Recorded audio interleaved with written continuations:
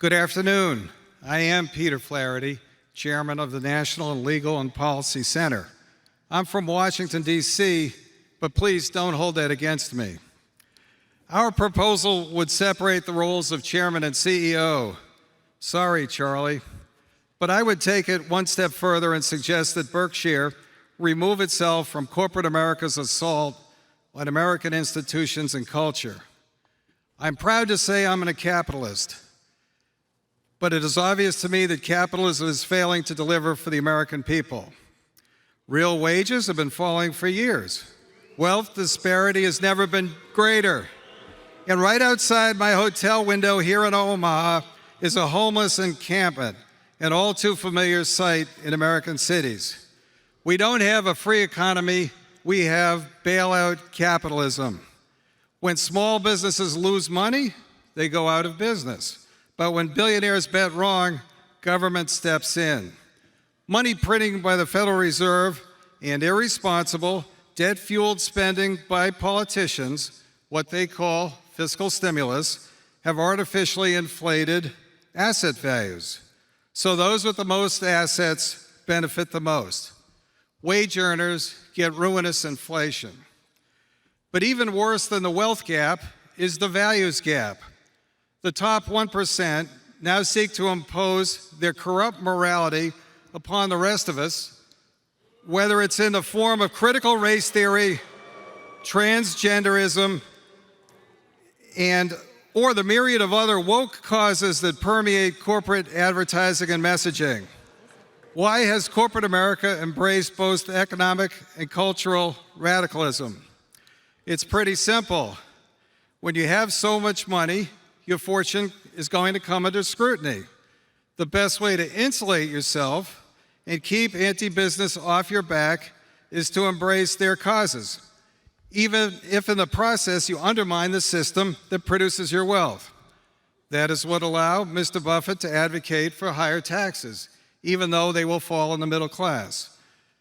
The Federal Reserve has offered free money to corporate America for over a decade now, creating a class of oligarchs and greatly enhancing corporate political power. Executives now believe that they can tell elected governors and legislators what to do, as we've seen in Indiana, Georgia, Texas, and Florida. Last year, Coca-Cola CEO James Quincy, a British citizen, sought to kill Georgia's new voter integrity law by making inaccurate and inflammatory statements about it. He also instituted diversity training, whereby white employees were encouraged to try to be less white. Despite being Coke's most celebrated shareholder, Warren Buffett is nothing about Quincy. In fact, Mr. Buffett jumped on the America is racist bandwagon by signing a statement by corporate leaders suggesting that Republicans seek to restrict ballot access based on race. All this did not prevent Coke from sponsoring the Winter Olympics in China, which has never had a free election, and where minority communities are the victims of genocidal policies. And what about Apple? A large part of Apple's supply chain is in China. The company removes apps from the App Store at the request of the Chinese government because they are used by human rights activists. And of course, Apple is the world's most successful corporate tax minimizer, famous for routing profits through offshore tax shelters. Over at American Express, the company instituted an anti-racist initiative for employees that teaches that capitalism is fundamentally racist and requires workers to engage in an exercise to determine whether they are the oppressor or the oppressed. Activism by woke CEOs may be reaching its limits. The people of Florida are fighting back against Disney's Robert Chapek, who not only embraces the view that gender is a form of oppression, but that kindergartens must be forced to confront it. Mr. Buffett has praised the brand endurance of Disney's characters and the trust parents place in its content to be safe and appropriate for children. But now the company is adding warnings to Dumbo, Peter Pan, and Aladdin about the stereotypes they allegedly portray. And poor Prince Charming has been excised for kissing Snow White, quote, unquote, without consent. Warren Buffett has yet to address the crisis dripping corporate America, and I fear he never will. Yes, Berkshire may be a holding company, and Mr. Buffett may stay out of the way of managers. But what happens when these executives use their companies to wage a social revolution that most Americans don't want? Is he not responsible?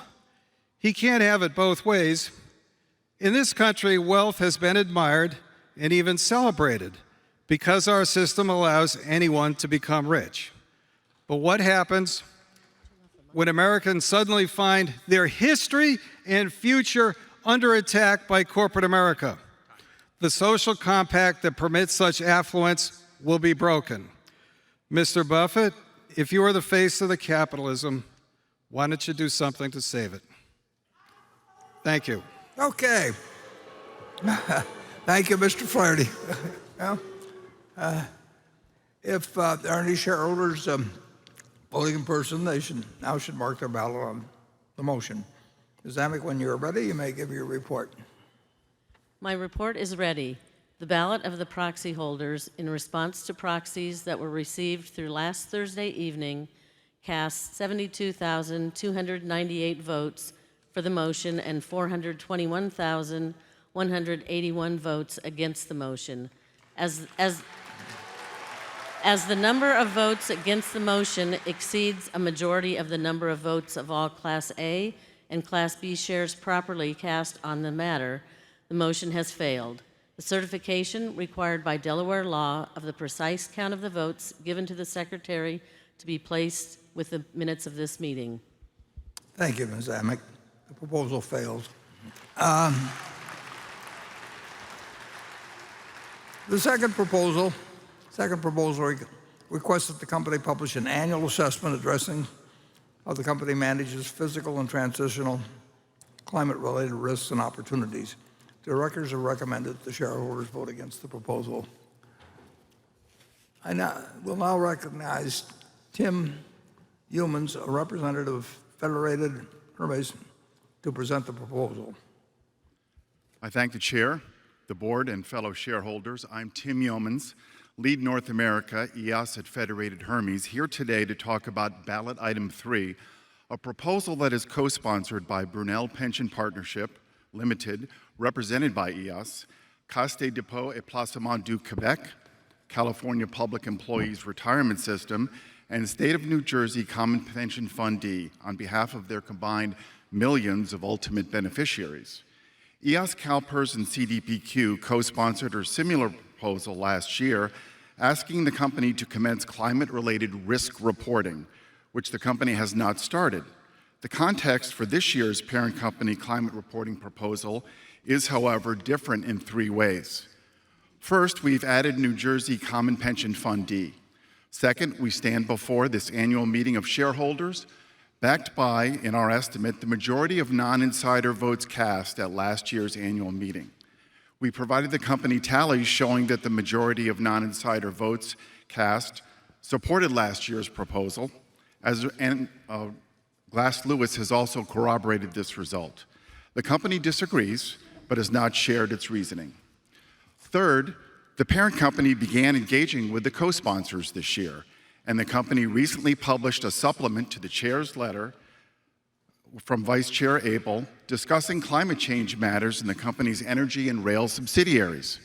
Also, the parent company's audit committee has amended its charter to now include climate risk oversight. We welcome the company's new engagement approach, Vice Chair Abel's supplement, and the revised audit committee charter. However, these changes do not address in any meaningful way what last year's non-insider majority-supported shareholder proposal asked for, and what this year's ballot item 3 asked for, which is that the parent company should, A, commence annual climate-related financial reporting for its subsidiaries where material, and for the parent company as a whole following the recommendations of the task force on climate-related financial disclosures. B, explain how the board oversees climate-related risks for the combined enterprise. And C, explore the feasibility of the parent company and its subsidiaries establishing science-based greenhouse gas reduction targets. Here is why all shareholders, including the non-insider shareholders who supported last year's shareholder proposal, should once again this year tell the board to change course and support parent company climate risk reporting. Vice Chair Abel's supplement talks about emissions reductions. We asked the parent company to report on climate-related financial risks, not just emissions reductions, as these risks may be material. Abel's letter also talks about emissions reductions in rail and energy, two of the four giants of Berkshire Hathaway, as they are referred to in the chair's annual letter. What about climate risk in insurance? The company has 60 subsidiaries and more than a few large investment holdings. The company should disclose material climate-related financial risks beyond rail and energy in a composite parent company picture. We asked the company to allocate a small portion of its more than $100 billion in cash equivalents to climate risk reporting at the parent company level. Climate financial risk may be significant, even material at the parent company. On page K26 of the 2021 annual report, the company states that climate-related risks could produce losses and significantly affect financial results. The company audit, however, is silent on climate risk. We have asked the auditor, Deloitte, to explain this inconsistency. We asked the audit committee to explain why Deloitte has not disclosed how it considered climate-related risks in its review of financial statements, when the company itself disclosed this is a significant risk. Investors representing $68 trillion in assets make up the Climate Action 100+ collaborative engagement on climate change. Berkshire Hathaway is the only major public company in the U.S., the only one, to earn now for 2 years in a row a score of 0 on the CA 100+ net zero assessment of climate progress. The undisputed worst performer. This stands in stark contrast to Berkshire Hathaway's track record of usually strong long-term financial performance. In response to last year's non-insider majority shareholder vote, the company has made a start towards climate action. Much more is needed. Vice Chair Abel is the named CEO's successor. His annual meeting remarks, both in 2020 and last year, and his recent letter show he has a solid grasp of climate risk. We ask Vice Chair Abel to commence climate risk reporting at the parent company level. This would give the company a head start in complying with the SEC's new proposed climate disclosure rules that ask for more disclosure than we asked for in item 3. We ask all shareholders, both non-insiders and insiders, including the chair, to cast their votes for item 3 in support of parent company climate risk disclosures starting before the 2023 annual meeting. Thank you. Thank you. I do think it's worth discussing just a little bit who the actual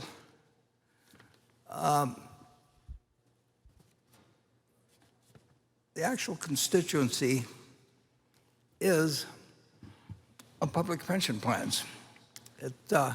Generally speaking, we hear from various pension plans, it's not limited to California in the least, but saying, they're protecting the holders of the pensions and the retired people and all of that, and therefore they're usually suggesting that something that we may or may not agree with in terms of whether it's actually in the economic interest, but they do, and they honestly feel, incidentally, that they are representing the pension holders. People are going to get these checks every month now. They're getting them now. They may get them later. It's a very understandable position. But of course, in essence, that's not who they represent. The people that are promised the pensions, whether it's in California or any other state in the union, they're going to get their checks. It's obvious. The United States, American people of California are simply not going to stand for the fact that people don't get their checks. So one way or another, they're going to get their checks. And the to the extent possible, the states will attempt to realize from the taxpayers of the state in the future enough money so they can pay the checks. I mean, that's why states have adopted pension plans and that sort of thing. And many of the states have found their taxes to go up. I mean, in effect, no state government, public opinion in the United States, they're not going to allow people not to get their pension checks. And the state does have the right to tax income and property and various things of people within their state. And they'll exercise the power, or they'll look to the federal government for grants, or they'll do anything. But the one thing they aren't going to do is stiff the pensioners. So you're probably representing, if you're on a public pension board, you essentially are representing the future taxpayers of the state. Now, there's one problem about future taxpayers. They can leave the state. And it gets awkward in certain states, particularly when people start leaving the state, because the revenue that goes with those people from income taxes and sales tax and so on. So people have a fair amount of freedom of movement. They don't feel the same way about U.S. taxes. Not very many people are going to move from one place to another, but they may even be, in the United States, they move. And it's gradual. Sometimes it isn't so gradual. And of course, as the tax base goes down, the past pensions stay. So they become kind of like an aging steel company or something of the sort, that whatever it may be, where the pension plans may become insolvent, but they're going to keep paying the people, just like we're paying on, we've adopted certain policies on multi-employer pension plans and so on in the country. The United States is not going to stiff a bunch of people, particularly people that vote, but the moral feeling is to do it. So the people that the trustees should be worried about, because they, of course, is the future taxpayers. And if they really mess things up, those taxpayers become more and more likely to leave, and it has a lot of effects. Interestingly enough, one of the calculations that might go on in Berkshire's mind, if we're going to build a plant someplace, it's going to sit there for 50 years, is whether there are going to be any people around that are going to pay the tax and we can't move our plant. So all these invisible decisions go on all the time. And I don't think there's anything wrong with representing the taxpayers of the future. I don't think there's anything wrong with sitting on a pension board, but I do think they ought to actually figure out who really is, they really are representing, and they're representing future taxpayers. And in some cases, they're creating some tremendous problems for future taxpayers, because like politicians, I mean, they've got promises they're going to fulfill, but they've got to do it from revenue that comes in the future, and they can't print money, and people can leave their state. So it's an interesting set of problems, and I can't resist mentioning in 1991, you've seen that Solomon tape, when Solomon was essentially might or might not have gone down the drain and had a bankruptcy, which was, in my opinion, would have spread like wildfire. And who knows what would have happened, just like in 2008 and 9, when Lehman fell and a few things. I mean, who knows what's going to happen after something like that. So Solomon was bigger relatively by far than Lehman was in 2008 and 9. And on a Sunday in August, the Treasury Department,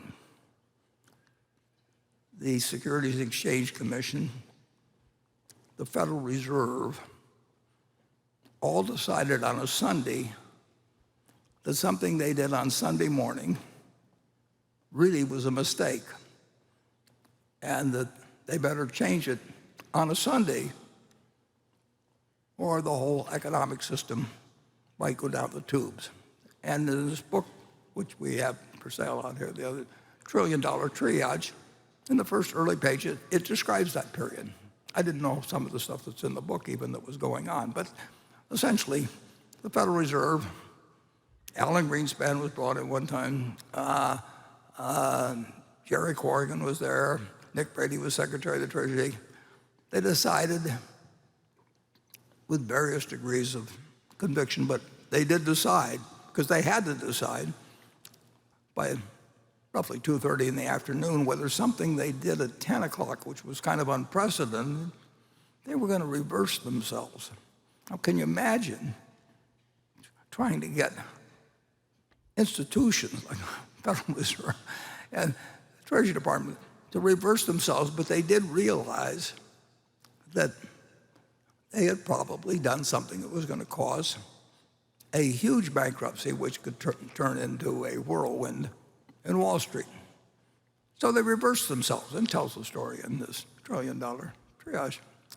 And I knew some of what was going on. There was other parts I didn't know what was going on. Anyway, all of those institutions reversed themselves very reluctantly. Big institutions do not like to reverse themselves, and particularly not 4 hours later. And when some guy from Omaha is telling them, if they do this, we're going to declare bankruptcy in Tokyo, because we're going to have a multi-billion-dollar run, and we can't pay it. And directors who approve preferential payments when they know the place is going bust have all kinds of legal liability, and the whole thing was falling apart. And to their credit, enormous credit, you basically had the Fed and the SEC, mostly it was the Fed and the Treasury, and they said, we just can't have this happen. It could produce a national catastrophe. And for some weeks, we had about 130 or 40 billion dollars of funding, and 130 or 40 billion dollars was a lot of money in those days. We were one of the 3 or 4 largest borrowers in the United States, and we borrowed daily, and we borrowed against government bonds. We had inventory there, but we only had $4 billion of equity, and we had 130 billion. And there was a guy, a wonderful guy, John McFarland. He was the treasurer. He slept down at the downtown offices, or right near their offices of Solomon, for days and days and days and days, because $1 billion a day was draining out. There was a run on Solomon, and it was a run that the Treasury and the Fed and the SEC did not want to have happen, and it reversed themselves and everything. And a few days into it, for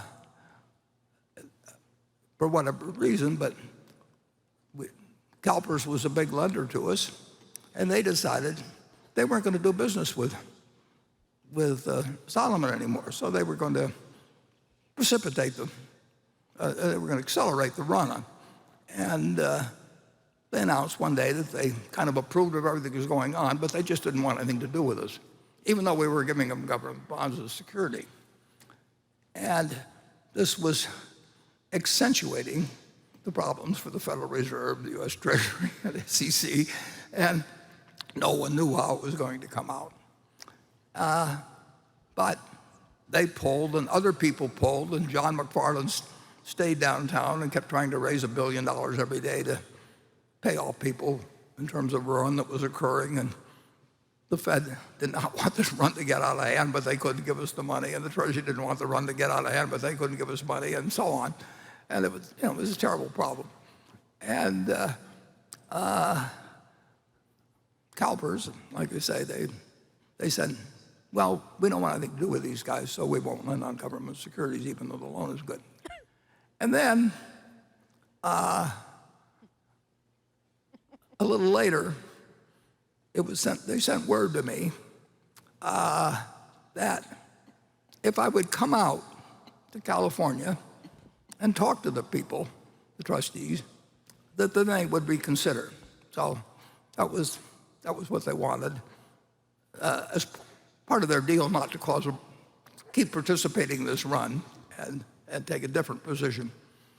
And I never would have done this for anything except for the fact that it was Solomon. I mean, so basically I got on a plane and I flew to California and I met with the CalPERS people, and I wasn't charging them anything. If I'd been charging them a lot of money, they would have paid attention, and they still paid attention. They were very nice to me when I went out there. And I talked to them, and they were happy, and they clapped, and they didn't pay any attention to what I said because I wasn't charging them a big fee or anything of the sort.